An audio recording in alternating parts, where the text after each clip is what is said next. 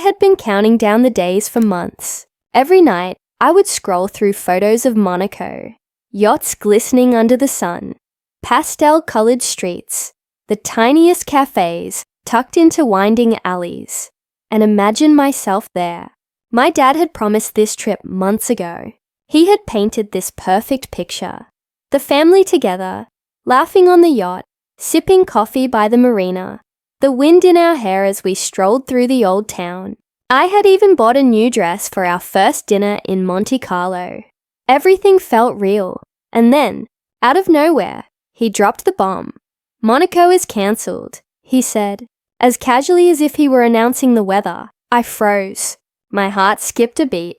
Cancelled? Just like that? I tried to keep my voice calm. Tried to understand. "What do you mean cancelled?" I asked, trying not to sound desperate.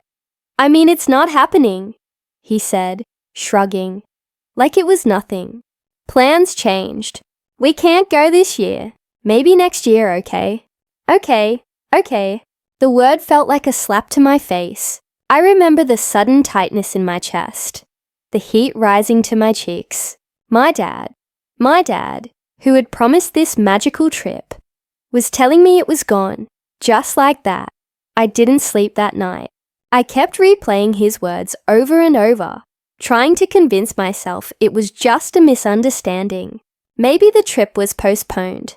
Maybe he was stressed. Maybe there was a reason I didn't know yet. But deep down, something didn't feel right. I tried to push the thought away. I busied myself with schoolwork, scrolling through Instagram, and laughing at memes with my friends. But every time I closed my eyes, I saw the yachts, the sparkling waters, and felt the disappointment pressing down on me like a heavy stone. A few days passed. I forced myself to accept it, thinking maybe I was overreacting. I even tried to talk to my dad casually about the cancellation. "Maybe we can go somewhere else," I asked, trying to sound cheerful. "Not this year," he said. His tone shut me down before I could even suggest anything else. And then, I saw it.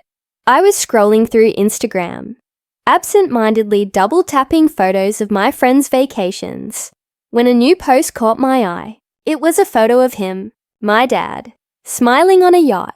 In Monaco. I blinked. I pinched myself. I looked again. The caption read something like, "Finally taking a break. Monaco is everything I imagined." My hands shook. My heart raced. My stomach dropped. He was lying. He had cancelled the trip for me, for us. But he went anyway, without me, without my mom, without my brother. Just him. I felt a mix of emotions I couldn't even name. Betrayal, confusion, anger, and hurt. Deep stabbing hurt. I wanted to scream, to cry, to throw my phone across the room, but I did none of that. I just sat there, staring at the screen, my mind racing. How could he do this? How could he lie so casually, so confidently, right in front of me? Did he even care about how I felt? Or was this just another pattern? Another thing I was too blind to see before? I knew in that moment that this wasn't just about Monaco. It was about trust, about honesty, about respect, and my dad had broken all of it, but I didn't react. Not yet. I didn't confront him right away. I had to think. I had to plan. And deep down, I knew one thing. He wasn't going to get away with this. The next morning, I woke up with a pit in my stomach that didn't seem to go away. I couldn't stop thinking about that Instagram photo. My dad, laughing in the sun, with a glass of champagne in hand, while I was stuck at home, pretending to be okay with the cancellation. I tried to act normal around him at breakfast. He poured himself coffee, chatting about work, the weather, meaningless small talk. But I could barely hear him. My mind was spinning with questions. Where did he even get the money for this trip? I wondered. Our family wasn't poor, but Monaco was expensive. Flights, hotels, meals, the yacht. I couldn't wrap my head around it. He had acted like we couldn't afford it, like something came up. I started noticing little things that didn't add up. The week before, He had been secretive with his phone. Every time it buzzed, he would grab it quickly and walk away. He was suddenly busy at odd hours. And somehow, our plans were always subject to change when he was involved. It wasn't just Monaco. Looking back, I remembered other small lies. Promises broken without explanation. Events we couldn't attend for mysterious reasons. At first, I had brushed them off. Maybe he was tired, busy, or stressed. But now it all clicked. I decided I couldn't just sit and stew in silence. I needed answers. That afternoon, I started digging. I checked social media more thoroughly than I ever had before. I scrolled through my dad's Instagram, Facebook, even his LinkedIn. Anything that might give me a clue. At first, everything seemed normal. Work photos, old vacation memories. But then I found it. A series of stories from Monaco. Snippets of luxury hotels. The sparkling Mediterranean. A fancy restaurant with plates of food that cost more than my monthly allowance. And my dad was there, without us. I froze, my heart pounding. I could feel my hands getting sweaty as I scrolled through the stories, piecing together his secret vacation. That's when it hit me. He had lied. He didn't cancel the trip for work, for finances, or for any reasonable excuse. He canceled it for us, for me. Maybe he wanted a solo escape. Maybe he wanted to flaunt it. Maybe. I didn't even know yet. But I knew one thing. I couldn't let this slide. Over the next few days, I became obsessed. I traced his posts, noting the locations, timestamps, even the small details in the background. Tiny clues that confirmed he was indeed in Monaco the entire time. I started asking around subtly, checking if any of my dad's friends had posted about seeing him on vacation. Every lead, every tiny hint, only confirmed the same truth. He had gone behind our backs. I didn't want to confront him just yet, not without knowing exactly what I was dealing with. Instead, I started planning, carefully observing him at home. Every little contradiction, every slip of his tongue, every unusual text message I glimpsed. I stored it all away. I remember sitting on my bed that night, staring at my phone, heart racing, and thinking, he thinks he can get away with this. He thinks I won't notice, but he has no idea what I'm capable of. Something inside me shifted that night. Up until now, I had been the quiet, obedient daughter. I didn't cause drama. I didn't argue for the sake of arguing. But this was different. This wasn't just about a cancelled vacation. This was about trust, honesty, and respect. And my dad had crossed a line. I clenched my fists and whispered to myself, "You're not getting away with this. Dad, not this time." By the third day after discovering his Instagram photos, I couldn't focus on anything else. School felt distant. Homework was a blur, and even my friends' texts barely registered. All I could think about was him, my dad, laughing on a yacht while I had been lied to, while we were all left at home pretending life was normal. I started noticing patterns I hadn't seen before. His work trips that never aligned with actual meetings, his sudden disappearances, the hushed phone calls that ended as soon as I walked by. Every little thing that used to seem insignificant now screamed at me like neon lights. Late one night, I was scrolling through Instagram again, compulsively, when I noticed something unusual. Among the stories and posts, there was a small detail I hadn't caught before. A check-in at a luxury Monaco restaurant, tagged only with a cryptic hashtag. Something like, "Solo escape." My pulse quickened. That wasn't just a vacation. It was deliberate. A secret mission. A carefully hidden escape from the family. I tried to understand why. Why would he lie so blatantly? Why tell me Monaco is cancelled when he was clearly there? My mind raced through all possibilities. Maybe he wanted to impress someone. Maybe he was ashamed to take us. Maybe he thought he could get away with it without anyone noticing. The more I dug, the angrier I got. I realized he hadn't just cancelled the trip. He had erased it from our lives. No mentions, no hints, no photos shared with us. Everything was sanitized, polished, like we had never even planned it. And yet, on Instagram, he was living the exact version of the trip he had promised me, laughing under the sun, drinking expensive cocktails, walking along Monaco's famous streets. That night, I began planning. I didn't know exactly what I would do yet, but I knew one thing. I needed proof, and I needed a strategy. This wasn't just about catching him in a lie anymore. It was about making him feel the weight of what he had done. I started documenting everything. Screenshots of the Instagram posts, timestamps, locations, every tiny clue. I even made a mental timeline of the trip, when he supposedly couldn't afford it, versus when he was actually in Monaco. Every suspicious phone call, every small slip of the tongue I could remember. It felt empowering, in a strange way. I had been hurt, yes, but I was no longer powerless. I had the tools, the evidence, and the sharp clarity that came with knowing the truth. The next morning, I tried to act normal again. At breakfast, I casually asked, "Dad, did you have fun on your work trip last week?" He froze, a flicker of something crossing his face. Guilt? Fear. But it vanished quickly. Yes, it was fine. Very busy, I smiled, deliberately casual. I didn't say a word about Monaco. Not yet. I wanted him to underestimate me, to assume I was still oblivious. Later that day, while he was out running errands, I checked Instagram again, retracing his posts, looking for the smallest details he might have overlooked. There it was, a tiny reflection in a window, showing the edge of a yacht with my dad's initials subtly engraved. Another story showed a cafe receipt with his name and the date. Every post, every tiny clue, added fuel to my growing certainty. He had lied to us all, and I had the proof. That night, lying in bed, I made a quiet promise to myself. I'm not just going to confront him. I'm going to make sure he understands exactly what it feels like to be lied to.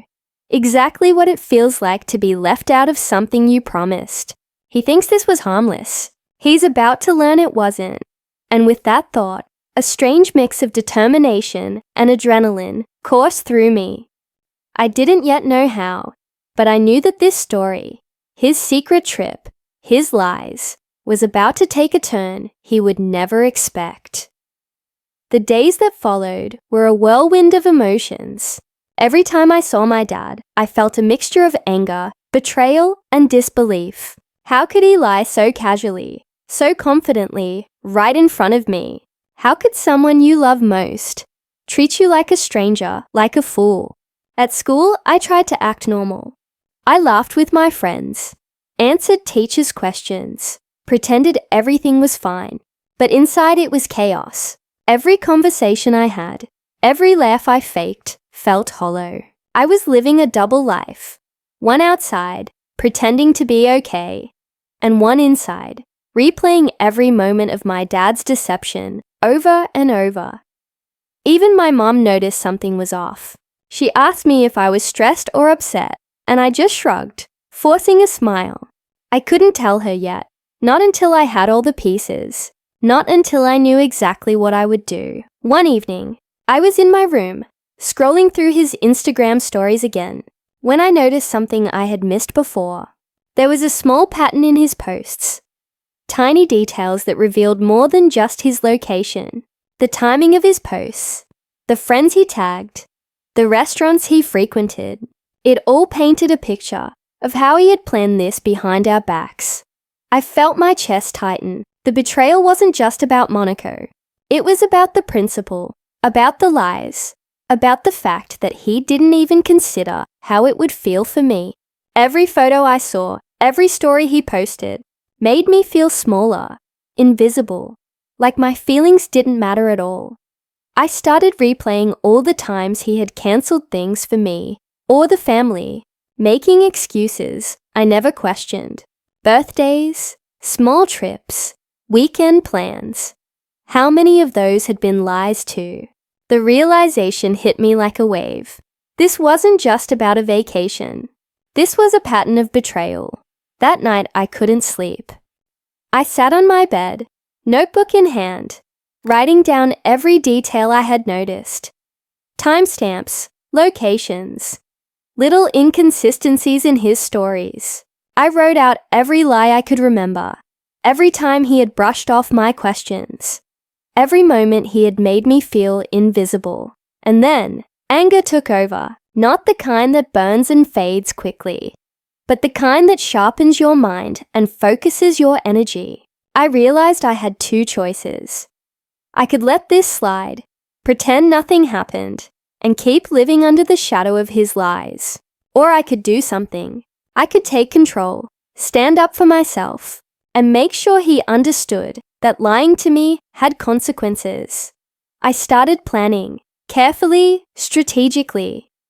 I didn't want to confront him blindly and risk being brushed off or ignored. No, I wanted him to feel the weight of every lie, every secret, every moment he had taken for granted. The first step was simple: observation. I would watch him closely, notice every inconsistency, every slip, every tiny detail that could prove what I already knew. The second step, I wasn't sure yet.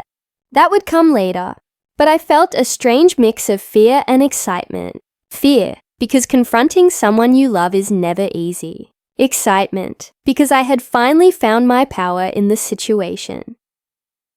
By the end of that week, I was ready to start subtle probing, to test him, to see how far he would go to maintain his lies. And deep down, I knew this. Once I started, there was no turning back. The Monaco trip had been the spark. But this was about truth, justice, and finally being seen. And I wasn't going to let him get away with it. By now, I wasn't just upset. I was on a mission. Every detail mattered. Every post, every story, every tiny clue my dad left behind was a piece of the puzzle, and I was determined to put it together. I wasn't just doing this for revenge. I needed the truth, and I needed him to face it. It started with his Instagram. I went back through months of posts, carefully examining locations, tags, even the background in photos. One post showed a glimpse of a cafe terrace with a distinctive sign. I cross-referenced it online and confirmed it was indeed in Monaco. Another post showed a luxury hotel lobby, famous enough that its name appeared in dozens of travel blogs. The evidence was mounting. Then came the receipts. I had remembered seeing a small envelope on the kitchen counter labeled "Expenses," which my dad had brushed off weeks ago. I waited until he left the house, and I carefully opened it. Inside were receipts from flights, hotels, and restaurants, all from Monaco, all dated the week he had said the trip was cancelled. My heart pounded as I held them in my hands. This wasn't just social media proof anymore. This was physical evidence. I couldn't help but feel a mix of satisfaction and anger. Every receipt, every tiny detail confirmed what I already suspected. He had lied to me, to all of us, with a confidence that made my stomach churn. But now, the power was shifting. The power wasn't with him anymore. It was in my hands. Next, I started tracking his phone activity. I didn't invade privacy recklessly, but I noticed patterns. Messages sent to friends at odd hours, quick deletions, stories that disappeared. I noted everything meticulously. Every small inconsistency added to the picture I was forming. This was deliberate. He had gone to Monaco alone, hiding it, lying about it, and enjoying himself, while the family believed we couldn't go. By the end of the week, I had created a timeline.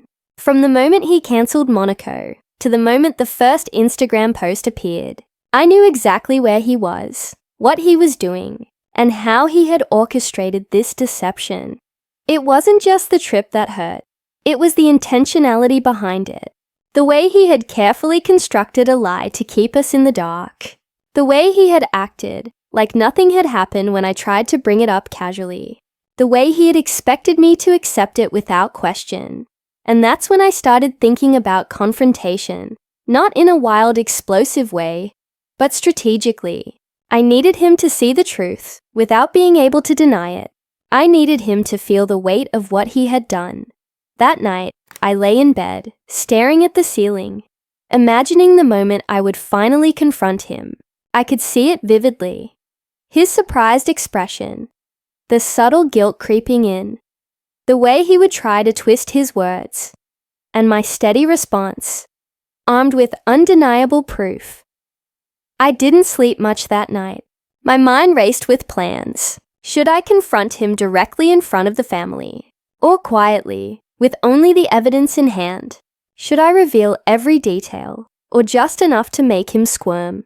I realized one thing clearly. This wasn't just about Monaco anymore.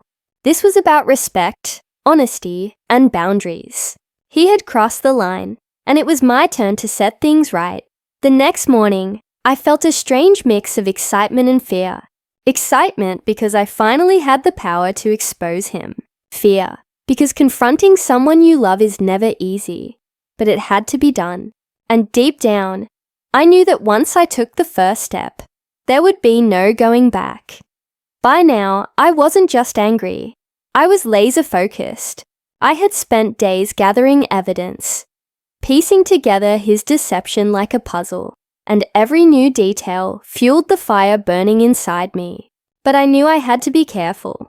This wasn't about yelling or drama. It was about control. I wanted him to realize what he had done and understand that he couldn't just lie and expect us to stay quiet.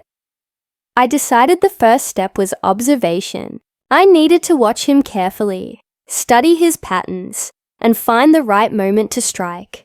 For the next few days, I kept a close eye on him, how he interacted with the family, how he used his phone, and how he tried to act casual about everything. One evening, as he was scrolling through his phone at the dinner table, I noticed something that made my blood boil.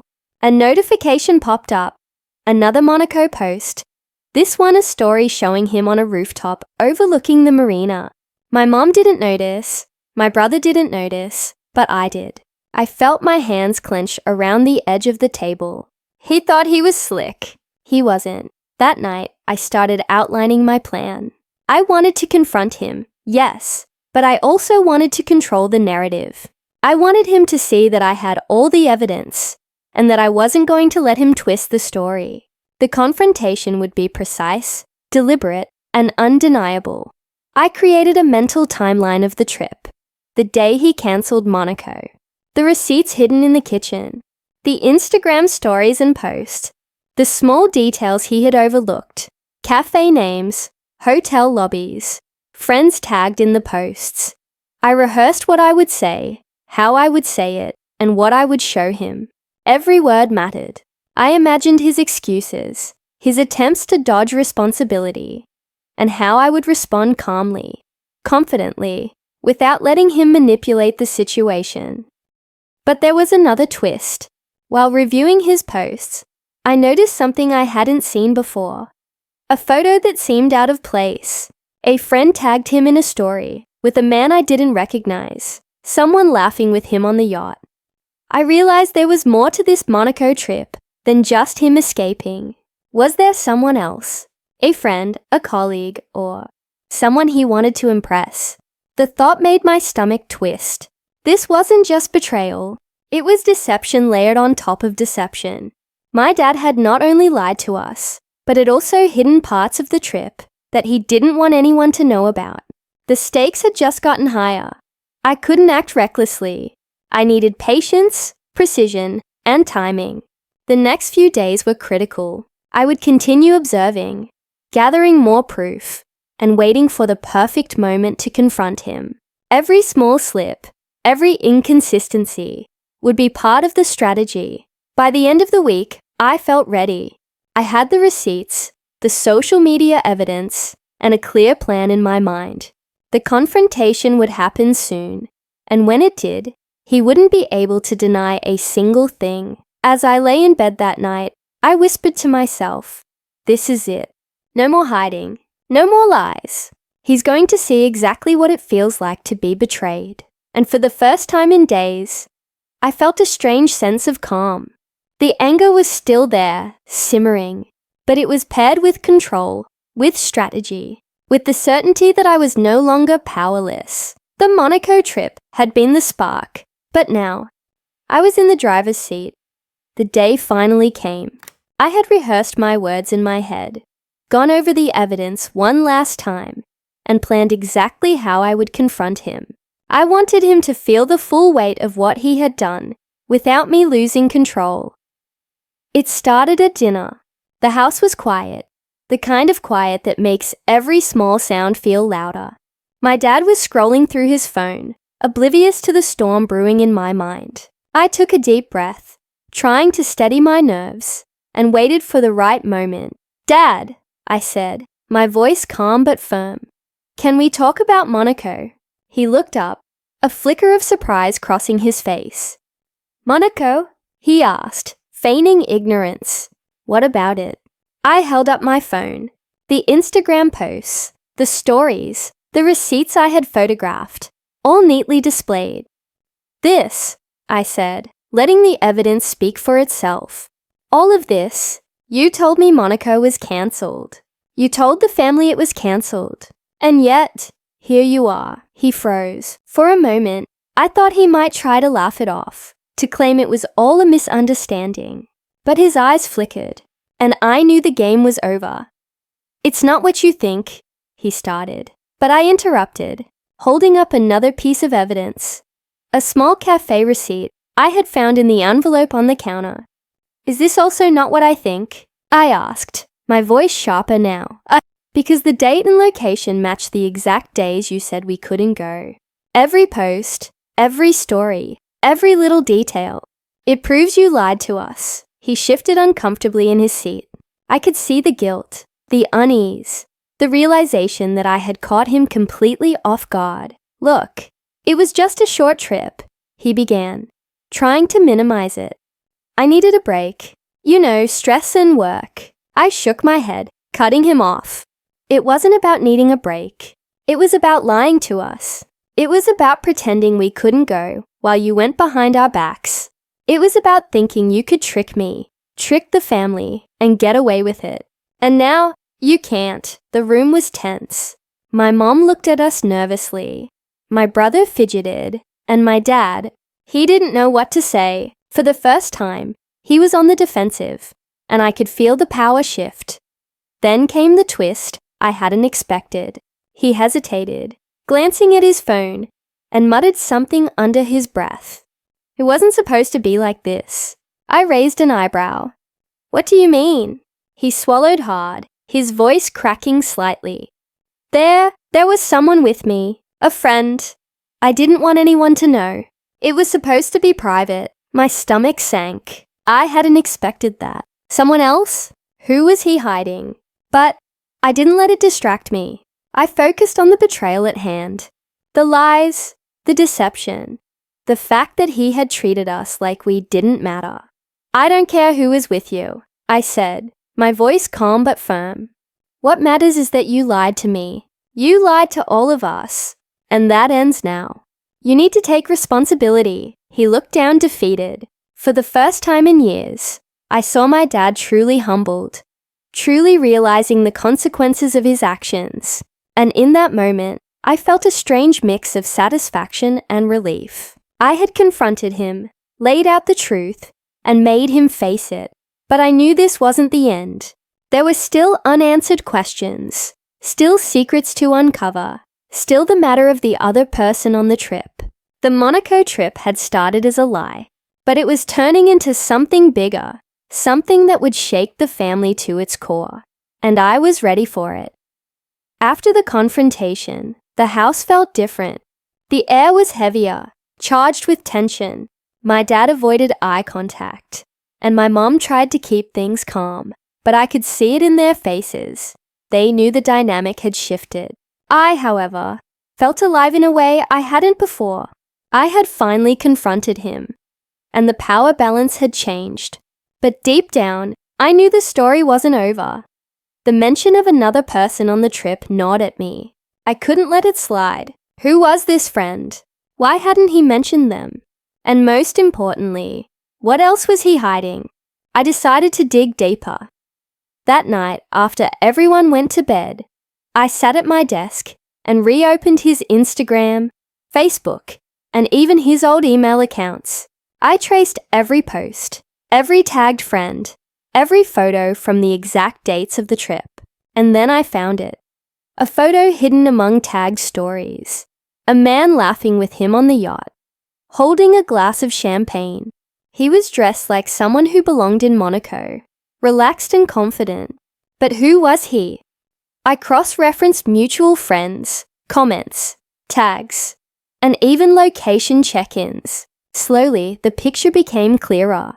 It wasn't just a casual friend, someone he had wanted to impress, or perhaps someone he had promised secrecy to. And my dad? He had hidden this from everyone in the family, weaving a lie so tight that it had taken days of investigation for me to unravel it. The betrayal hit harder than ever. He hadn't just lied about the trip. He had hidden connections, intentions, and experiences. And the audacity of thinking we wouldn't find out? Infuriating. But I didn't act impulsively. I had learned my lesson in part 6. Strategy mattered. I began thinking about the perfect way to expose not just the lie, but the depth of it. I would let him reveal pieces of it himself. Carefully nudged by questions, I would ask, guided by the evidence I had. The next morning, I started subtly testing him. "Did you meet anyone interesting in Monaco?" I asked casually over breakfast. He hesitated, a flash of panic in his eyes. Just some friends. Nothing important," I smiled faintly. "Friends, like this one."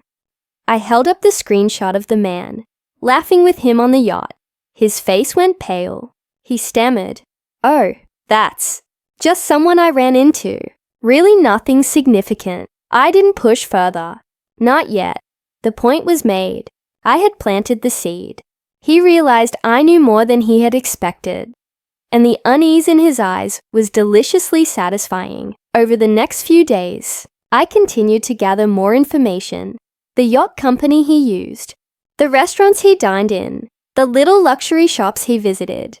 Each detail added to the weight of the deception, and each one became a tool for my ultimate confrontation, not just exposing him to the family, but making him face the truth of his own lies. By the end of the week, I felt ready. I had all the evidence I needed. Receipts, screenshots, timestamps, and now witnesses. His friends and the mysterious man tagged in the posts. Every angle was covered. That night, I lay in bed, my mind racing with possibilities. How would I reveal everything? What would be his reaction? Could he even begin to explain himself? I realized something important. Revenge wasn't about anger anymore. It was about justice, truth, and reclaiming my power. And when the time came, I would make sure that my dad and the rest of the family saw exactly what I had uncovered. The Monaco trip had started as a lie, but now it was about to become the story of his full unraveling, and I would be the one holding the final pieces of the puzzle. The day I had been waiting for finally arrived. I had rehearsed every word, every step, every piece of evidence I was going to present. It wasn't just about confronting my dad anymore.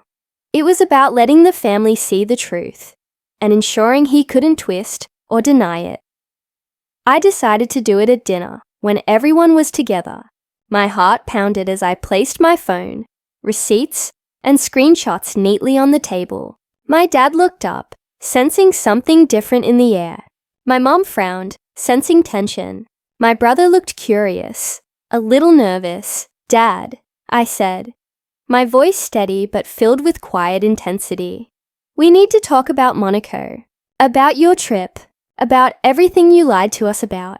He tried to maintain a casual expression, but I could see the flicker of fear in his eyes.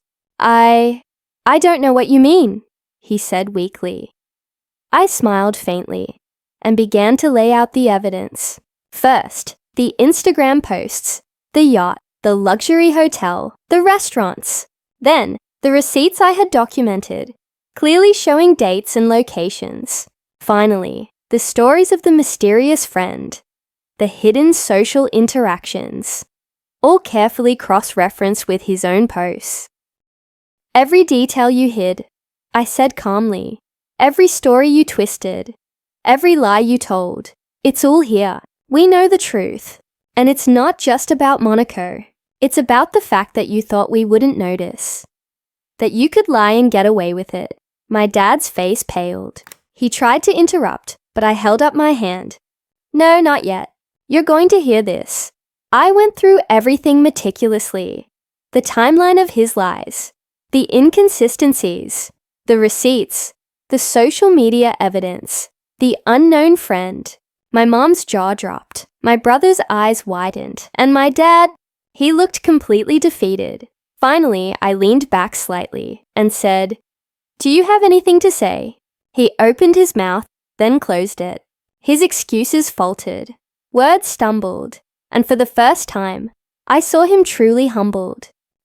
I didn't mean for it to be like this," he whispered. I shook my head.